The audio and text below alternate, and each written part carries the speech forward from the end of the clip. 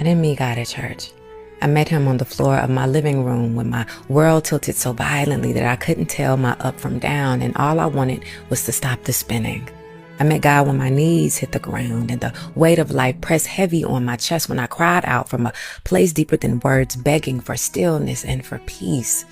It wasn't in the choir song or the preacher's sermon. It was in the silence that followed my breaking and in the quiet storm inside of me.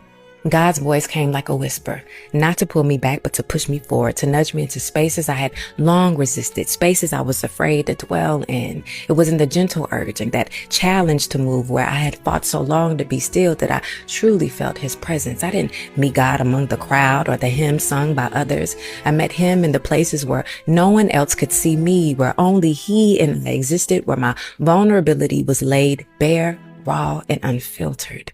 God didn't need an altar to know me. He knew me in my mess, in my doubt, in my restlessness, in my search for meaning. He didn't need a congregation to validate his presence. He met me in the cracks of my own spirit, where I had always been afraid to look too closely. It was in those intimate moments where the noise of the world faded away and my heart opened just enough to let him in, that I realized God was never waiting on me in a building.